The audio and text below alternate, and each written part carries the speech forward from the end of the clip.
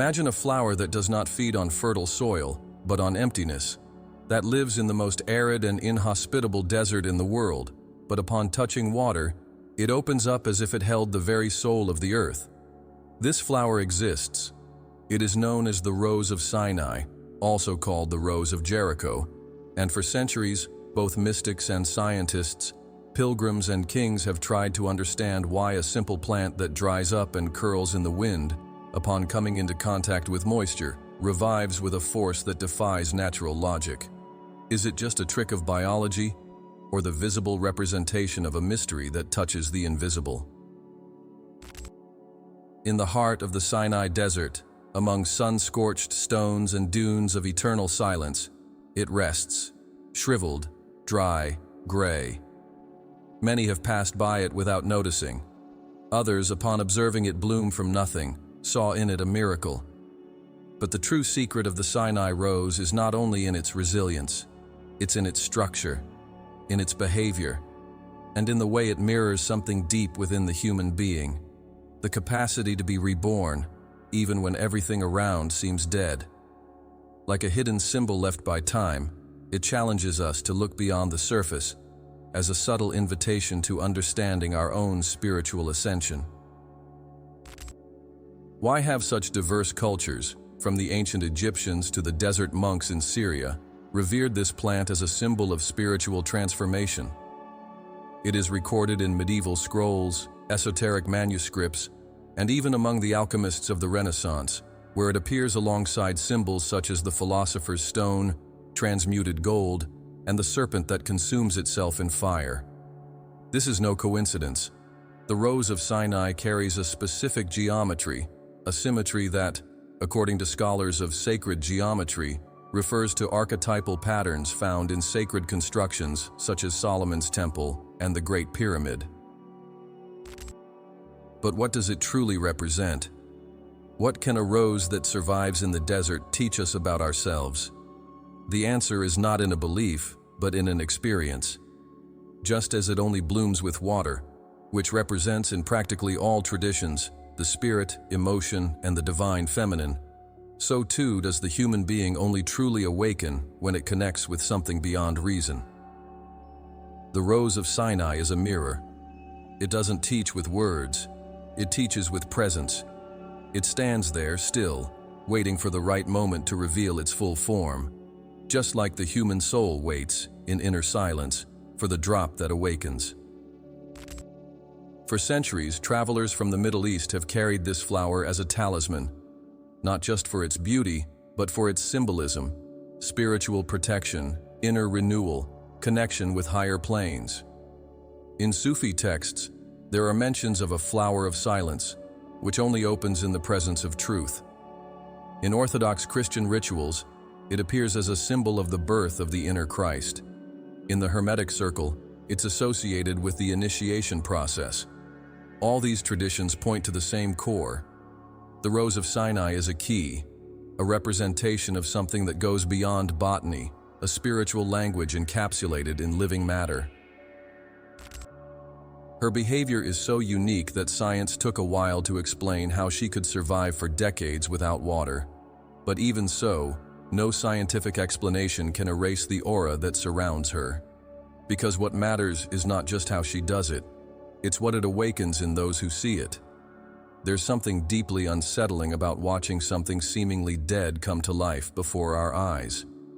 This is the metaphor of the soul in a state of dormancy, the spirit that, after a touch of consciousness, blossoms. Many mystics assert that the Rose of Sinai not only represents spiritual awakening, but that it, by itself, carries a frequency capable of activating dormant memories in those who contemplate it. And perhaps that's precisely what makes her so special. She doesn't scream, doesn't demand, doesn't impose. She simply shows. If we are attentive, we grasp the lesson. If we are not ready, she remains there, silent, waiting. Like a sacred book without letters, like a temple without walls. The Rose of Sinai challenges the rushed pace of modernity. She asks for a pause. She demands presence. And she invites us to remember something that the world constantly tries to make us forget: that even in the deepest dryness, there is a spring waiting to gush. Many scholars of spirituality assert that symbols like the Rose of Sinai do not appear by chance. They are strategically placed in the world as markers of spiritual guidance. Just as stars guide navigators, certain symbols guide the soul, and the rose would be one of these markers, connecting people across time and space, awakening in them a profound intuition that there is more to life than just the visible. When we look at it and feel something inexplicable, perhaps we are rediscovering an ancient wisdom engraved in the essence of our very being. And there are those who say that the Rose of Sinai is a reminder, a code that triggers something forgotten, that when we see it bloom, we also open something within us. Perhaps a heart that is closed due to pain, a spirit that has hardened over time, or a hope that seemed lost. Like a silent flame, it reignites faith. Not dogmatic faith, but that deep trust that we are on a path that makes sense, even when everything seems uncertain. The rose does not judge. It merely reveals what is already within us. Finally, it is impossible to contemplate the Rose of Sinai without feeling that it is telling us something that cannot be explained, only felt. Its mystery is not to be deciphered, but lived. It is not an enigma to be solved, but a presence to be incorporated. The question it asks us is not, "Who am I?" Zrenia, but what in you still needs to blossom? And it is this question that will accompany us throughout this journey, because the Rose of Sinai is not about the past, it is about the now, about what is dormant and can at last awaken. To understand the true essence of the Rose of Sinai, one must go back to the beginning, to times when deserts were still paths of revelation and oases, gateways to hidden dimensions. The Rose of Sinai, also known as Anastatica hierocontica, grows in the sacred soils of the Middle East and North Africa, particularly in the regions of Sinai, Palestine, Egypt, and parts of ancient Mesopotamia. Its origin, although biological, is steeped in a symbolic tapestry intertwined with the most significant events of the human spiritual journey. The soil that bore it is the same that witnessed divine apparitions, exoduses of chosen people, and the revelation of sacred laws. The Sinai Desert in particular is not just a geographical location, it's an archetypal territory. It is the place where, according to Judeo-Christian tradition, Moses received the tablets of the law, at the top of a mountain engulfed in fire, thunder, and absolute silence. It is the setting of one of the most impactful encounters between the divine and the human, and it is in this same environment that the Sinai rose blooms, as if it held within its fibers the echo of this pact between heaven and earth. The ancient Hebrews called this region Midbar, which means the place of the word. But interestingly, the root of this word also refers to speak and guide, suggesting that the desert, as arid as it may seem, has always been seen as a space where the invisible manifests itself. In the Egyptian tradition, predating Judaism, the rose was regarded as a symbol of solar regeneration. The priests of Heliopolis, devoted to Ra, the sun god, saw in the plant that died and was reborn a reflection of the eternal cycle of the sun, dying at dusk to be reborn at dawn. Not surprisingly, in some Egyptian tombs, records of offerings to the plant of resurrection were found, accompanied by prayers asking for the continuation of life beyond death. It was as if the ancients understood that there, in that simple plant structure, was contained a key to eternity. And the connection of the Rose of Sinai with the spiritual journey doesn't stop there. The Bedouins, desert nomads who for generations have traversed the paths of Sinai, keep orally transmitted legends that speak of a flower that leads the heart back to its origin.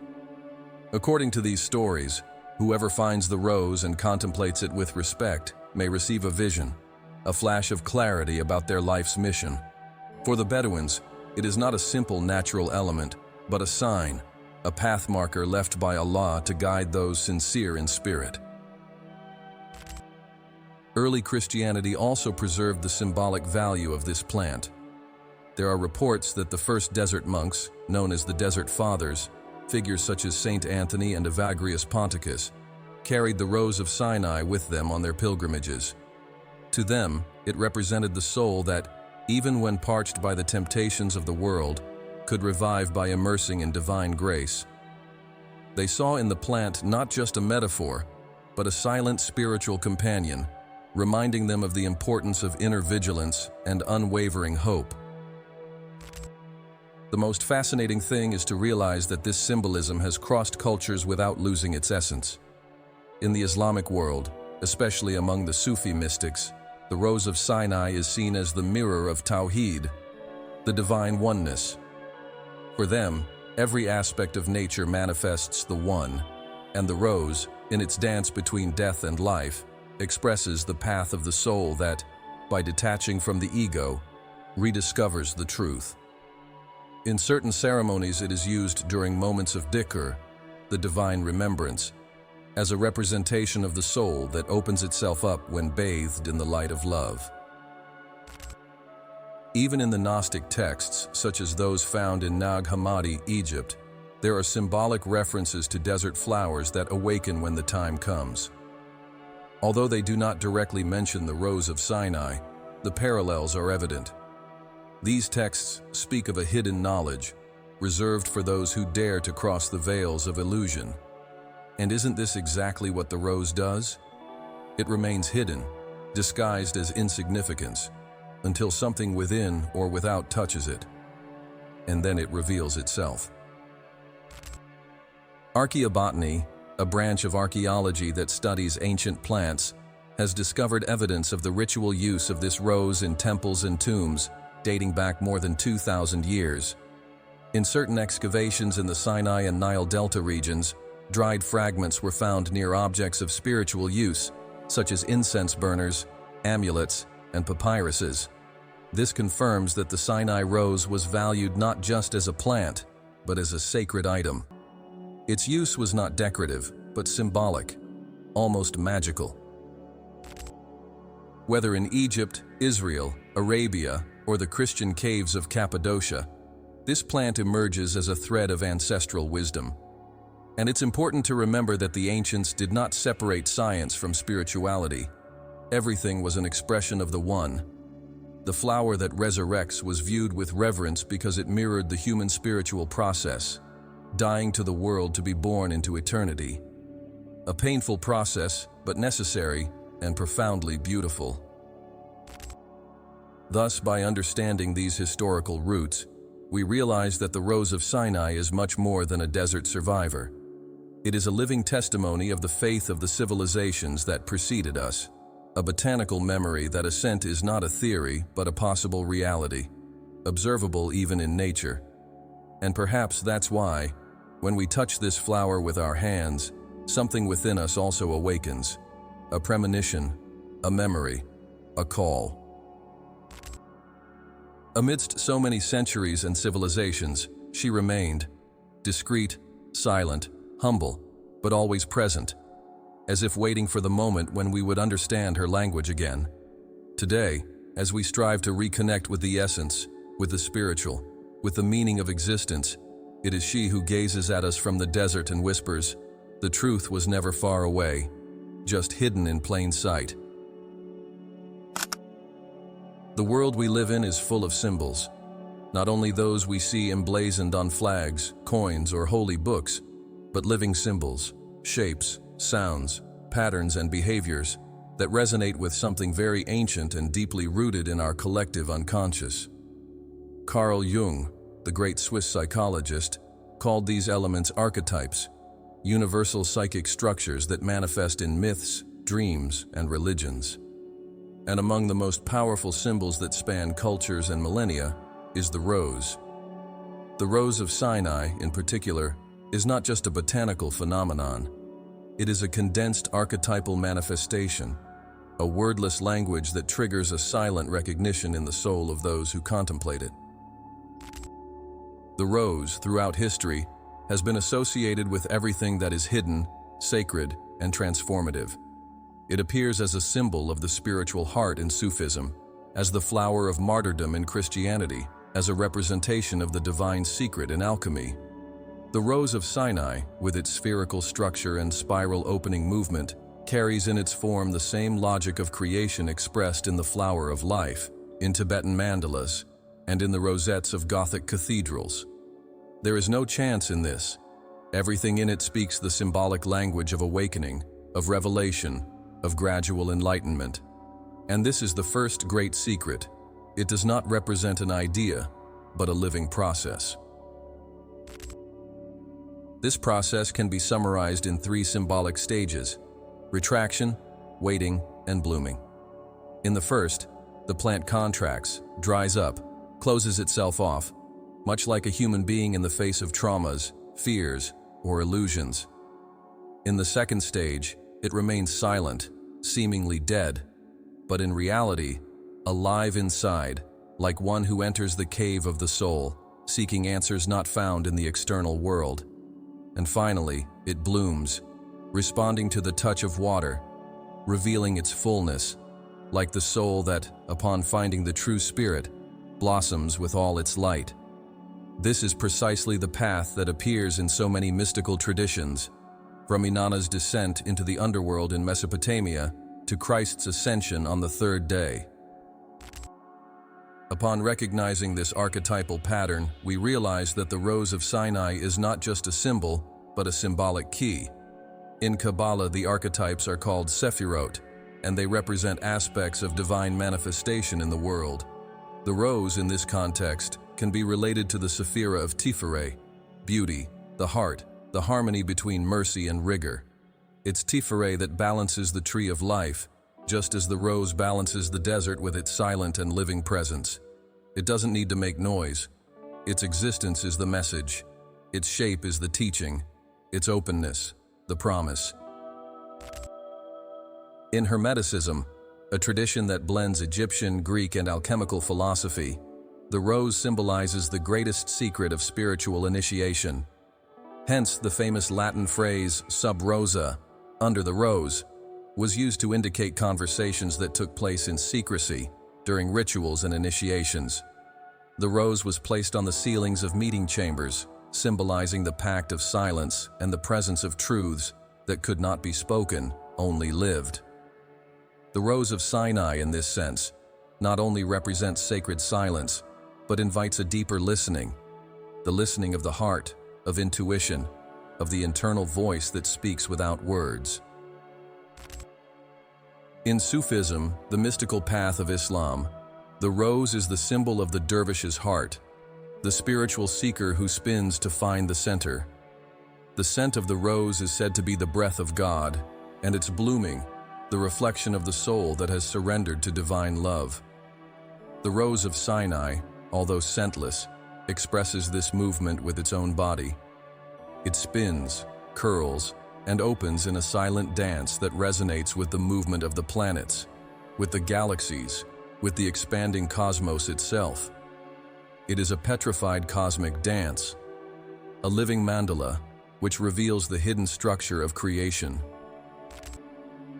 When we look at its form, we see more than a flower. We see a spiral, a symbol of infinity, evolution, the inner journey. The spiral is a universal pattern. It's in DNA, shells, galaxies, and it's in the Rose of Sinai. As it opens, it draws a spiral of layers, as if revealing the path from the center to the outside, and from the outside to the center. This is the spiritual map of the human journey, to emerge from unconsciousness, pass through the veils of illusion, reach the divine core. And all of this is contained in a simple, natural movement, repeated tirelessly by this plant in the silence of the desert. Medieval alchemists saw the rose as the symbol of the internal gold, not the metal, but the incorruptible essence of being. They associated the flower with the final stage of the great work, the union between spirit and matter, the sacred marriage between the sun and the moon, between the divine masculine and feminine. The Rose of Sinai, reborn from apparent death, mirrors this marriage. It gathers within itself the elements of earth, its dried body, water, which awakens it, air, which moves it, and fire, symbol of transformation. It is the quintessence in plant form, the fifth essence that transcends the four elements, revealing the sacred. And why does all this matter? Because we live in an era where we have forgotten to read the symbols. We have distanced ourselves from the language of the soul. The Rose of Sinai comes as a reminder that wisdom is not only in books, but in the shapes of nature. That the Spirit speaks through the stones, the flowers, the wind. It is not just an exotic ornament of the desert. It is a silent poem about who we are, where we come from, and where we are going. It teaches that the sacred is not distant. It is immediate, here, now, pulsating in every detail, waiting for an attentive gaze. To contemplate the Rose of Sinai is to partake in a hidden ritual. It is to activate, even if unconsciously, dormant archetypes we carry from birth. And in doing so, something within us begins to reorganize. It's as if she speaks the language we've forgotten, a language that doesn't need to be translated because it's directly recognized by the soul. And this recognition is transformative. It ignites a flame, a memory, a longing for what we never cease to be. Thus, as we connect with the symbols that the Rose of Sinai represents, we not only understand it better, we understand ourselves better. And this is the true purpose of any sacred symbol, to reveal what is hidden not in the world, but within us. The rose is the mirror, the message, the map. And we, the travelers who have finally decided to listen to it. The first time you see a Rose of Sinai in its natural state, the impression is that you're looking at something dead. Its body is desiccated, its branches twisted, and its color varies between brown and pale gray. It appears like a fossilized relic, a fragment of a bygone era. And yet, what the eyes interpret as death is, in reality, a state of sacred suspension. What the Rose of Sinai shows us, right from the start, is that life does not always reveal itself in motion, and that the apparent absence of vitality may just be a deeper form of preparation. Within that seemingly dry structure, the memory of life pulses and the promise of rebirth resonates. The rose enters a state known as anhydrobiosis, an extreme form of dormancy where it halts almost all vital functions to survive the aridity of the desert. In this state, it can remain for years, even decades, simply waiting for a drop of moisture to reactivate its being. This is not just a biological strategy, it's a perfect metaphor for the human being who, when distancing themselves from the source, enters into spiritual hibernation, silently waiting for the touch of grace. The symbolism of this apparent death is profound and present in almost all spiritual traditions of the world. In Christianity, we see this in the figure of Christ who dies and remains in the tomb before resurrecting on the third day.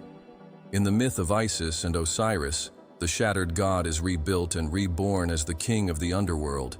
In the initiation rites of the mystery schools, the neophyte is symbolically killed before receiving sacred knowledge.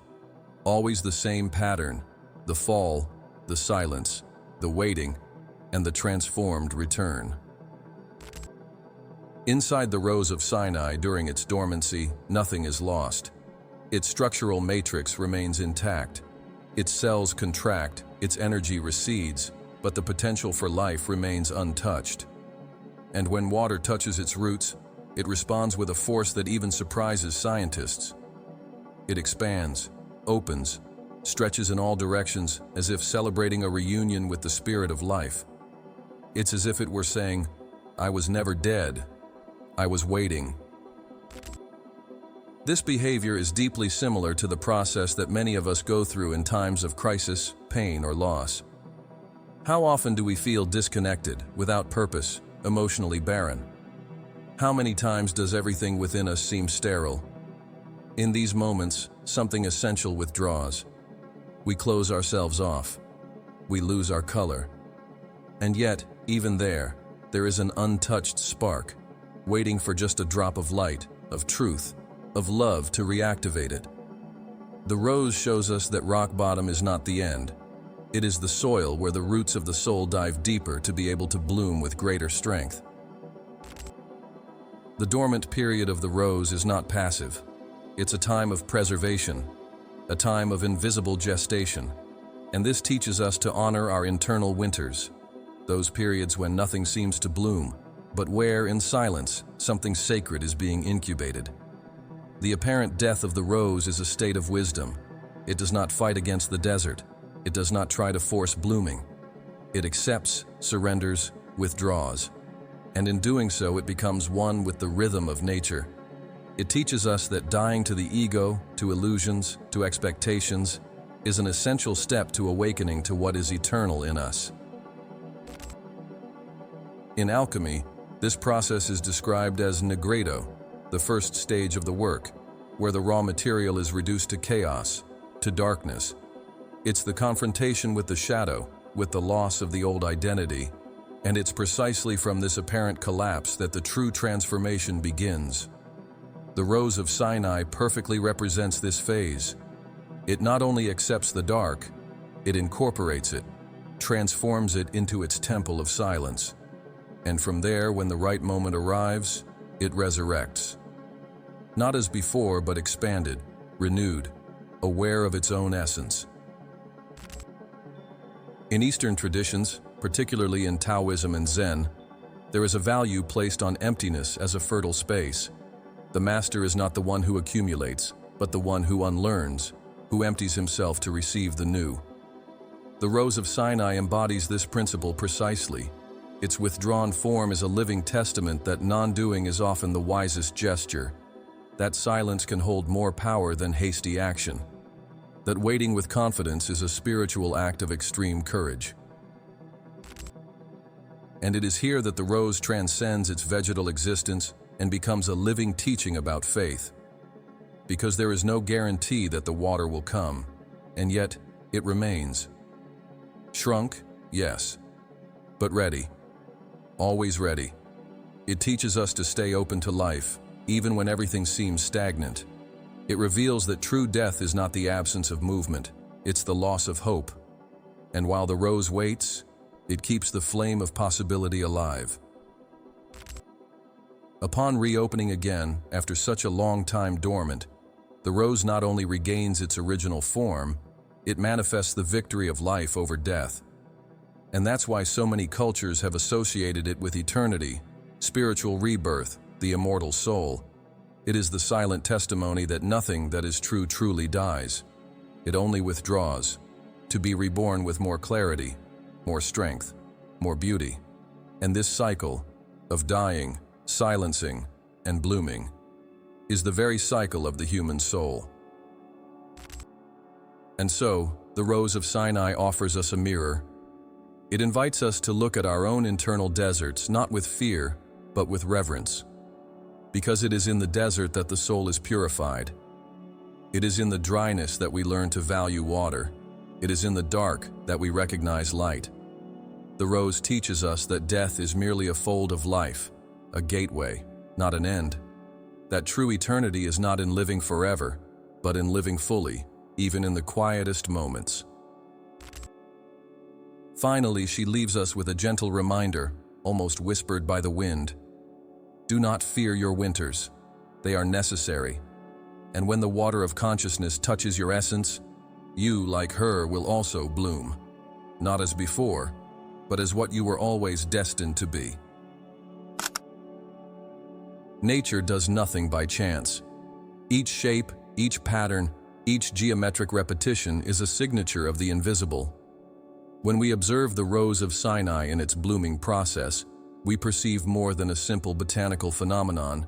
We see the echo of a design, the silent expression of a coded map that guides the soul towards ascension. The spiral structure of the rose, its symmetrical expansion, the way it unfolds layer by layer, reveals the architecture of a path, not just physical, but spiritual. It's as if the plant, in blooming, sketches a secret map in the air, revealing the internal seasons of human evolution. Spiritual ascension, contrary to what many imagine, is not a leap out of the world. but a profound integration of the planes of existence. It is a process of realignment where the different bodies, physical, emotional, mental, and spiritual, harmonize and elevate in vibration. And it is precisely this process that the Rose of Sinai symbolizes with its form. A central core from which everything departs and to which everything returns, mirroring what many traditions describe as the center of being, the sacred heart, the divine spark.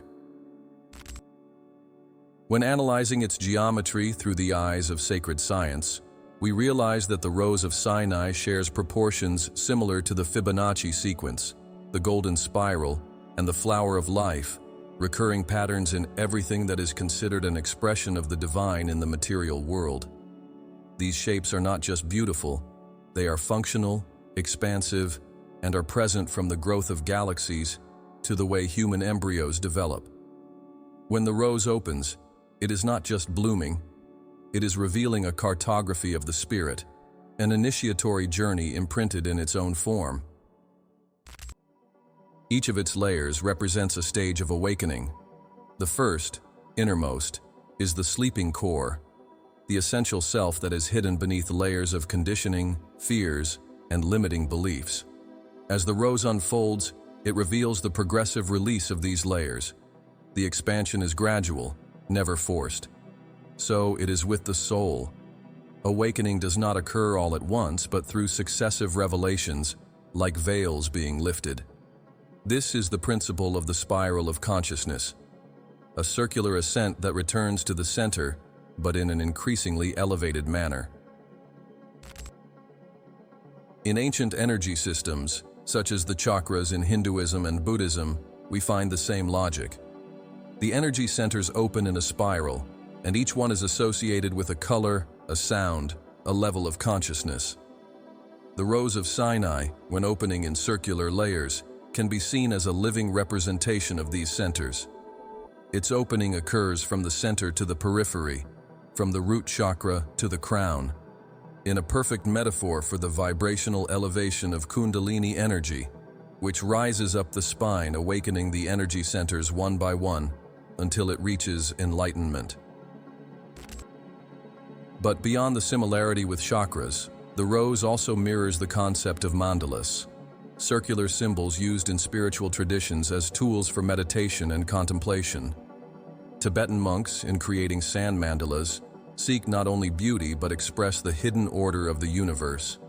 The rose, with its sacred circular form, can be seen as a living mandala of the desert. It not only represents the cosmos, it is the cosmos manifested on a microscale, and in contemplating it, we are intuitively connected to the whole, to the one manifested in the many. Another fascinating point is the role of water in its blooming. Water, in practically all traditions, is the symbol of life, spirit, and creative feminine energy. When water touches the rose, it responds immediately. This represents spiritual receptivity. The rose only reveals itself when the spirit touches it, and there is no effort. There is no resistance. There is surrender, acceptance, flowing. The lesson is clear. The soul blossoms not by force, but by surrendering to the divine flow. The map of ascension is activated when we stop resisting and allow the essential being to emerge. In the Christian esoteric tradition, we find the concept of the mystical rose, a title attributed to the Virgin Mary as a symbol of the pure soul that receives divine light. The Rose of Sinai, reborn amidst the desert, mirrors this purity. It is in the world, but it does not become contaminated by it. It does not depend on fertile soil, favorable climate, or ideal conditions. It blooms in the impossible. This makes it a perfect symbol for the journey of ascension. It is not about escaping the world, but about blooming within it, transforming the desert into a garden. Ancient initiatory orders, such as the Rosicrucians, also used the image of the rose as the symbol of the secret hidden in the seeker's heart. The cross represented the material world, the four elements, the directions, and the rose, the spirit hidden in the center. Thus, the spiritual path was seen as the process of opening the rose in the midst of the cross. In other words, manifesting the divine within matter. The Rose of Sinai, in this sense, is a perfect synthesis of this vision. It represents the spirit that, even amidst dense and arid matter, manages to fully manifest itself. When we look at its open form, we are invited into silent contemplation. What it reveals cannot be explained, only felt. It's an invitation to inner listening, a reminder that there is a map within us, not drawn by words, but by resonances. And this map is encoded in nature, in the patterns of creation, in the forms that surround us, and also in dreams, in synchronicities, in premonitions. The Rose of Sinai is one of these forms, a living symbol that the journey of ascension has been etched in our being from the start. She doesn't speak in dogmas. She doesn't impose rules. She just shows. And by showing, she activates. Whoever contemplates her with the heart feels something awaken, something vibrate, something align. It's as if her spiral activates ours, as if her openness teaches us to open, as if her silence speaks directly to that which is also eternal within us. She is map, compass, and destination. Finally, understanding the Rose of Sinai as a path of ascension is to recognize that nature not only surrounds us, it guides us. That sacred symbols are not human inventions, but reflections of a greater wisdom imprinted on the fabric of the world. The rose reminds us that true spirituality is not theory, but experience. It is the act of blooming, even in the desert, with courage, beauty, and purpose. Far beyond its natural botanical and symbolic value, the Rose of Sinai holds a quiet yet significant place in the mystical traditions of Judaism and Christianity. Its appearance does not occur in the explicit pages of the sacred texts, but in the between the lines of the mysteries, in the esoteric comments, in the hidden rituals and veiled symbols. It is the rose that does not show itself immediately, but that slowly blooms in the soul of the one who contemplates revelation with spiritual eyes. And like every true sacred symbol, it appears where there is silence, where there is contemplation, where the divine finds space to speak without words. At the heart of Jewish mysticism is the Kabbalah, an age-old tradition that seeks to decipher the secrets of creation and the human soul. For Kabbalists, the universe is structured through the Sephirot, spheres of divine manifestation that make up the tree of life. Among these spheres, there is one in particular that intimately connects with the image of the rose, Malkut, the presence of the Shekinah, the feminine aspect of God, the immanent divinity that inhabits the world. The Shekinah is described as a flower that hides in exile, that withdraws in the absence of light, but remains intact, waiting to be reunited with its divine consort, Tiferet. The Rose of Sinai is this living symbol of the Shekinah, withdrawn, silent, resilient, but ready to bloom when the Spirit touches it. The Zohar, the main work of Kabbalah, describes the soul as a rose among thorns. This metaphor, inspired by the Song of Songs, points to the idea that the sacred is surrounded by the harshness of the material world. The rose, in this context, is the spiritual essence hidden within the fragmented and chaotic reality. When the soul begins its process of return, of reconnection with the divine, it crosses the thorns, the trials, the sufferings, the forgetfulness, until it blossoms again in the garden of the One. This is precisely what the Rose of Sinai embodies, a process of progressive revelation, a journey back to the luminous center of being. The Song of Songs itself is one of the most enigmatic and mystical texts in the Bible. The rabbinic tradition reads it as a love poem between God and Israel, while the Christian tradition interprets it as the love between Christ and the Church, or between Christ and the individual soul. In both cases, the symbol of the rose stands out as an expression of the divine desire to unite with the human, to make a dwelling in the heart. The Rose of Sinai, in this parallel, is the heart itself in latency. It waits, it pulses, it opens to welcome the presence. It is both temple and altar at the same time. In esoteric Christianity, the rose gains even more intense strength from the Middle Ages, with the emergence of mystical schools and initiatory orders. The most well-known among them, the Rosicrucian order, has the rose as its highest emblem. The cross represents matter, limitation, the physical world. The rose, the spirit, the secret, the light that is hidden in the center of human experience. Together, cross and rose reveal the soul's mission: to bloom amidst pain, to manifest the divine amidst suffering. The Rose of Sinai, by blooming in the arid desert, fulfills this mystery in its own biology. It is the spirit that reveals itself amidst the aridity of matter.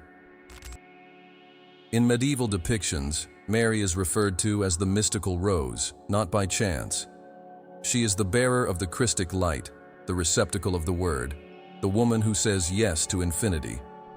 Just as the Rose of Sinai only opens in the presence of water, Mary opens in the presence of the Holy Spirit. She is a symbol of sacred receptivity, of the spiritual womb that embraces truth. In some apocryphal accounts, Mary is associated with flowers that miraculously bloom in the desert, a clear allusion to the archetype of the Rose of Sinai, even if not named directly.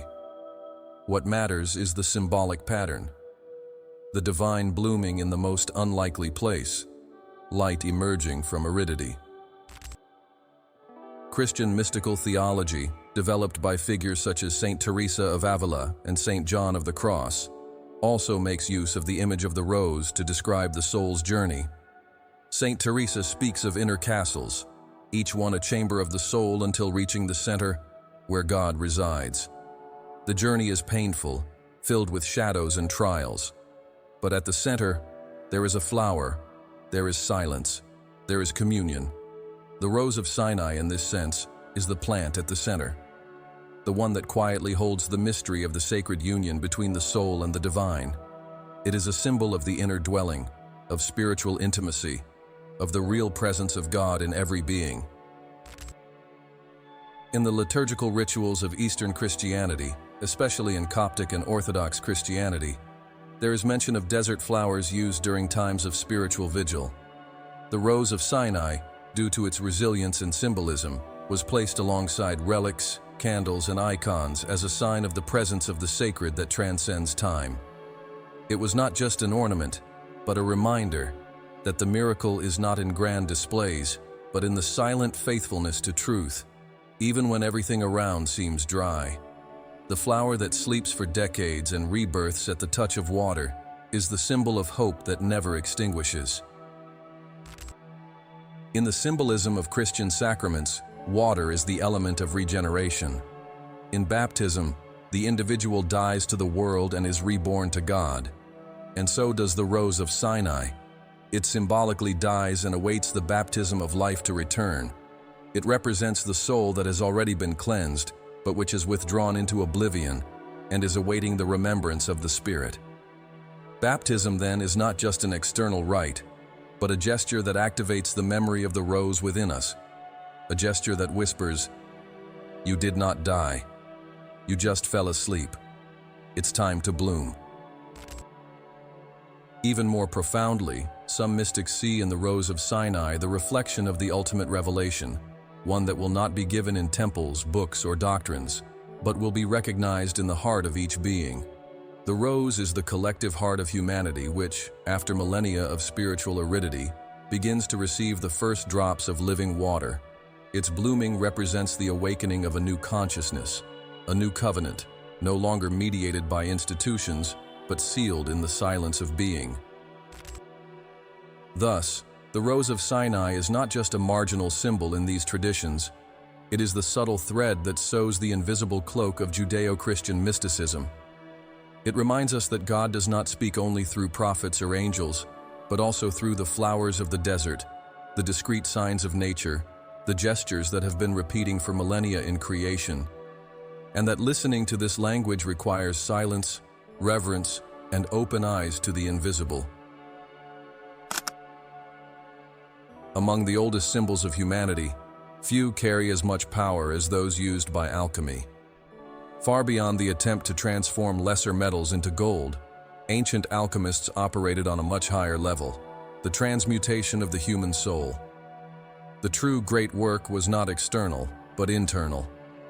And in this hidden journey of purification and elevation, the rose, especially the Rose of Sinai, emerged as a living image of the most sacred secret, the immortal spirit that awakens in the heart of matter. Alchemy operates in three main phases, often described as nigredo, albedo, and rubedo. In nigredo, there is decomposition, the symbolic death of the ego, the darkness of unconsciousness. The Rose of Sinai, dry and contracted, perfectly represents this state, a living structure but seemingly dead. The state where everything seems lost, but where secretly the new is already being gestated. It is the stage where the seeker faces his shadows, confronts his fears, and dissolves his illusions. It is the dark night of the soul, the moment when the path becomes invisible, and only trust remains. In the second stage, the albedo, purification arises. After the decomposition of the old identity, the light begins to return. In the rose, this occurs when water touches it. This alchemical water is a symbol of the spirit, of the light of consciousness, of divine love. The rose responds immediately. It opens, it revives. This rebirth is not merely physical, it's vibrational. The plant, just like the human soul, reactivates its energy field, retrieves its sacred geometry, and realigns itself to the vital principle. The rose's response to water is one of the purest images of the reunion with the higher self. Finally, the final stage of alchemy is the rubedo, the reddening, the unification of the being with the divine essence, the internal fire that consumes the remnants of illusion and reveals the pure gold of the spirit. The rose, now fully open, full, vibrant, represents this culmination. It is no longer just matter, it is symbol, it is message, it is presence. What was once just a desert flower is now a living temple. This is the point of transmutation where the human and the divine become one, where the seeker realizes that the true philosopher's stone has always been within him. That's why, for the alchemists, the rose was often associated with the lapis philosophorum itself, the philosopher's stone. Not because it was a stone, but because it represented the manifestation of spirit within matter. The Rose of Sinai, in this sense, is an intermediary between worlds. It is born from dust, lives in silence, and blossoms with light. It teaches us that the secret of transformation is not in escaping from the world, but in allowing the divine to act through matter, even under the most adverse conditions. The alchemical treatises of the Middle Ages brought enigmatic illustrations where roses, snakes, stars, and human figures intertwined in scenarios that seemed like dreams. In many of these texts, such as in the Mutus Liber or in the works of Paracelsus and Flamel, the rose appears as a symbol of the final revelation, the secret that only reveals itself to those who have passed through all stages of the internal fire. And what's most curious is that these same treatises often spoke of the need to learn from nature, to observe the rhythms of plants, minerals, and stars. The Rose of Sinai, in reviving, teaches the same thing that the ancients sought in hidden laboratories, the art of dying and being reborn consciously. Furthermore, the Rose of Sinai represents a special alchemy, the alchemy of time. It can remain dormant for decades and still retain the power to renew itself. This reveals something extraordinary. The rose does not suffer from time. It transcends time. It teaches us that the soul, even after long periods of forgetfulness, pain, or hardening, can return to life in its fullness if it is touched by truth. This is one of the keys to spiritual alchemy. The internal gold is never lost. It merely hides, waiting for the right moment to emerge. The alchemical fire that transforms is not a destructive fire, but a purifying one. It burns the impurities of limited identity and reveals the essence. The Rose of Sinai does not have this fire in visible flames, but its process is equivalent. It burns time, transcends the desert, ignores apparent death, and blooms as if conquering its own entropy. It is the rose that does not bend to linear laws. It obeys the greater law, the one that guides the cycles of the soul and spirit. In Hermetic symbolism, alchemy has always been associated with the union of opposites, the masculine and the feminine, the sun and the moon, the sky and the earth. The Rose of Sinai embodies this union. Its spiral shape is a feminine symbol, while its stony resilience is masculine. It is soft and hard, open and closed, receptive and resilient. Within its body lies the alchemical marriage, the balance of polarities that gives rise to the integral being. Just as the alchemical androgyne was the symbol of the awakened being, the rose becomes the image of the soul that has integrated all of its parts. Another vital aspect of the rose in alchemy is its silence. Unlike other flamboyant flowers, it doesn't shout its beauty. It hides it. It only reveals it to those who offer the right key, water, the spiritual touch, the right vibration. This is pure Hermeticism. The mysteries aren't handed over, they're discovered through merit, through attunement. The Rose of Sinai doesn't seek to be noticed. It just is. And because of that, it transforms. Its secret is the secret of every initiate, to be invisible until the right moment to bloom. Finally, the rose gives us an invaluable lesson. True transmutation does not occur in the grand explosions of light, but in the small, invisible, continuous, and silent internal movements. Alchemical transformation is not about being someone different, but about removing everything that prevents us from being who we truly are. The Rose of Sinai, by blooming in the desert, reminds us that the light is already within us, and that the great work begins when we decide to look inward with courage, patience, and love. There is a type of wisdom that is not spoken. It is not taught with words, formulas, or concepts. A wisdom that is born from the space between sounds, the gap between thoughts, the silence that remains after everything is quieted. This wisdom is old, but remains young, invisible, but profoundly real. And this is precisely the language of the Rose of Sinai. It does not shout truths at us. It does not convince us with speeches. It just is, alive, still, silent. And in doing so, it teaches us something that the modern world has forgotten. The purest voice of the soul can only be heard in the desert of silence. The desert has always been seen as sacred territory, a place where the noise of the world disappears and, with it, the veils that cover the essence. It was in the desert where Moses found the burning bush. It was in the desert where Jesus faced temptations and emerged strengthened. It was also in the desert where the church fathers, the mystics of detachment, found God not in splendor, but in absence. And it is in this same desert, both literal and symbolic, where the Rose of Sinai blossoms, the flower of silence, of retreat, of attentive waiting. The Rose of Sinai is, by definition, a flower that knows how to wait. It does not compete. It does not rush. It does not try to bloom before its time. It remains withdrawn, surrendered to the greater time, to the invisible order. And in doing so, it challenges us. It shows us that there is no rush in the sacred, that the soul does not awaken by imposition, but by readiness. The rose waits for the water as the seeker should wait for the truth, not with anxiety, but with trust, not with despair, but with openness. It is the master of active waiting, the kind that is not passive, but fully aware. In a world that pushes us away from ourselves, the rose invites us to dive deep. It lives in a place where nothing seems alive, but where everything is essential. The desert, much like the soul, may seem empty at first glance, but it is there that echoes become audible, that the inner voice begins to emerge.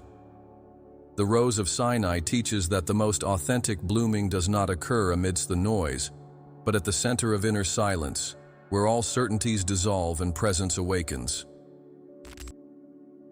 This silence, however, is not just the absence of sound. It's a state of being, a quality of being present. The rose invites us to cultivate this state amidst ordinary life, to bring the desert within us, not as isolation, but as inner space. The desert as a metaphor for the moment when we give up control, the relentless pursuit, and allow life to reach us. When we do this, something extraordinary happens. We begin to hear the voice of the soul, the one that has always spoken, but was muffled by the distractions of the world. The Rose of Sinai blooms only when the environment allows. It does not force its opening. It listens to the call of the water. This is a golden teaching. Do not bloom out of time. Do not open without foundation. Wait for the right vibration, the touch of the divine, the moment when everything aligns. Spirituality is not a race, it's a mindful walk. The soul is not a project to be completed, but a temple to be inhabited, step by step. The rose teaches us to trust this process, even when everything seems to stand still. In Zen Buddhism, there is a koan that says, "The sound of one hand clapping." This image takes us to the edge of logic, where only intuition can penetrate. The Rose of Sinai is this living koan, a silent question that echoes in the soul. As we look at it, we are challenged to feel, to perceive what is beyond reason. And when we finally surrender to contemplation, a new perception opens up. That silence is not the opposite of life, it is the origin of it. Indigenous traditions speak of the dream time, a state of deep listening where the inner world becomes more real than the outer one. Rosa lives in this time. While she appears dead, she is in a dream of herself, awaiting the return of water like one who waits for the memory of who they are. This image is powerful. How many of us live in a state of spiritual dormancy, waiting only for the memory of our own divine nature? Rosa reminds us that awakening comes when we are ready, and that silence is the key to preparation. The spiritual journey often goes through deserts, moments when everything seems barren, meaningless, where the old paths no longer work. The Rose of Sinai emerges as an ally in these moments. It does not promise shortcuts, it does not offer easy answers, but its presence says, it is possible to bloom even here, even now, even amidst the dryness. And with that, it gives us back hope.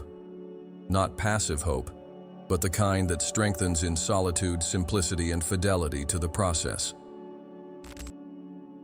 She teaches us that the true master is silence, that the true temple is the inner space we build when we cease the noise, and that the true blossoming does not occur under applause, but in the depths of the soul, when we finally accept who we are. The Rose of Sinai is the flower that awakens without witnesses, that opens even if no one sees it. And for this reason, its beauty is even more real, because it does not depend on validation. It is pure presence, the manifestation of the Spirit in a living and humble form. In the end, what the rose gives us is not a discourse, but a practice, the practice of silence, of presence, of listening. It invites us to stop, to close our eyes, to take a deep breath, to allow the internal desert to become fertile. Because after all, silence is not a place of absence. It is the womb of revelation. It is there that the soul whispers. It is there that the divine reveals itself.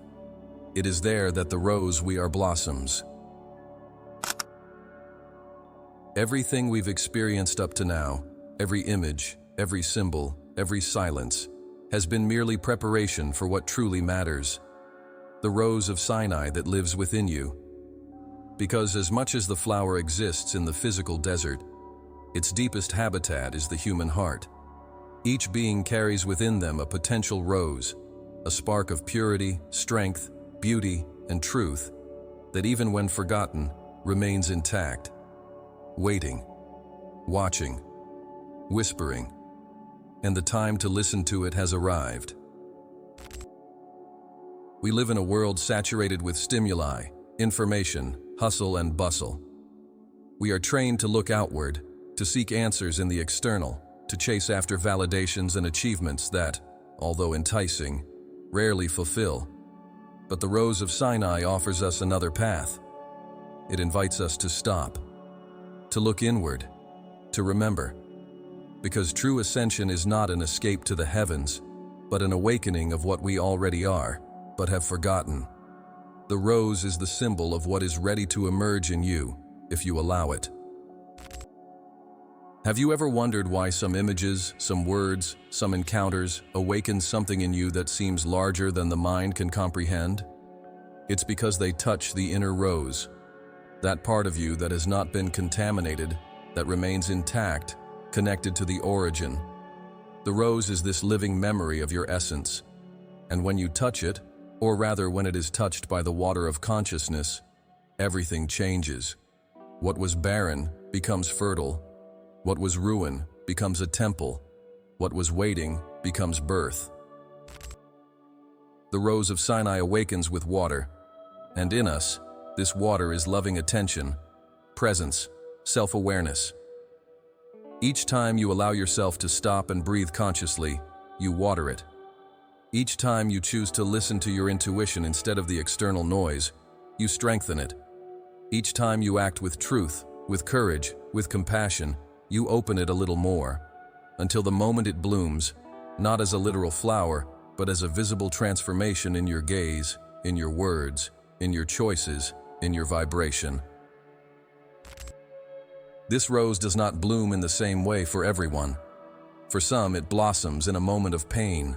For others, in an instant of ecstasy, or during a profound silence. But the common point to all awakenings is the sensation of return. It's not about becoming something new, but about remembering what you have always been, before the masks, the fears, the demands of the world. The blooming of the inner rose is the return to the spiritual home, to the state of unity, of clarity, and of unconditional love. That is why the Rose of Sinai cannot be understood merely with the mind. It demands presence. It demands surrender. It does not reveal itself to the superficially curious, but to the sincere seeker. And when it reveals itself, it transforms. It reorders life. It shows what needs to be left behind, what needs to be forgiven, what should be honored. And above all, it shows the way back to oneself.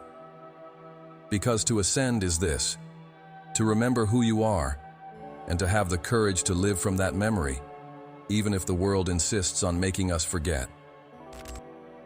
The rose awakens within you when you decide to no longer deny your truth. When you stop hiding behind excuses, masks, and comparisons.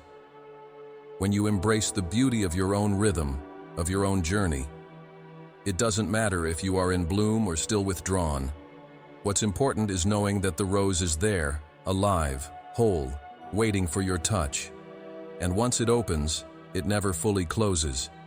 It remains there, guiding, inspiring, being a beacon amidst confusion.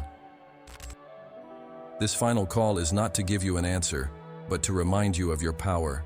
You are a temple, you are a garden, you are the soil and the water. You are at the same time the one who sleeps and the one who awakens. The Rose of Sinai was not brought into this world to be admired, but to be understood as a mirror that shows that everything you seek is and always has been within you, and that the path of ascension does not begin with steps, it begins with a yes. Saying yes to Rosa is saying yes to life with awareness. It's stopping the escape from pain and choosing to heal it. It's ceasing to resist change and deciding to flow with it. It's halting the wait for an external sign and recognizing that the sign has always been in your own heart. It's accepting that the flower already exists, even if it's still in bud. It's acknowledging that the desert is fertile when watered with presence. And if today, upon hearing this journey, something in you was touched, even subtly, know that this touch is real. It's not fantasy. It's not chance. It's the call. It's the rose moving within you. Perhaps discreetly, perhaps forcefully, but moving nonetheless. The question now is, are you ready to listen to it, to follow it, to live from it? There will be no trumpets, there will be no signs along the way, but there will be a silent certainty, a warmth in the chest, a clarity that, even without explanation, cannot be denied. And this will be the proof that the Rose of Sinai is not just a desert flower. It is a portal, a code, a call, a promise, and it is alive within you. We have reached the end of this journey, but the true walk begins now, within each one of us. May the Rose of Sinai bloom in its time, in your silence, with all the strength of your truth. May it guide you back to your essence, and may you, in blooming, also inspire others to remember that we are all sacred gardens waiting for the first drop of consciousness. Now, mind unfettered, tell me, which part of your inner rose do you feel is ready to bloom? Share in the comments a moment in your life when you felt you were reborn from within, even amidst chaos. Or if you prefer, simply write, "I allow my rose to bloom." This phrase, when written with intention, anchors the energy of collective awakening. And remember, when one rose opens, others around it start to bloom as well. We are manifesting this sacred garden together. And if something within you was triggered by this video, then you need to continue now. On your screen, the perfect continuation of this journey is emerging.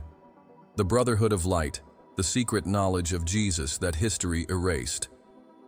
In it, we reveal the lost fragments of Christ's original teachings, which have been hidden for centuries, and how they directly connect to your ascension process. Click now and come discover the hidden link between the rose that blooms within you and the light that He planted on earth. You are a part of this, mind unfettered. Your consciousness is the seed. Your attention is the water. Now, let it bloom.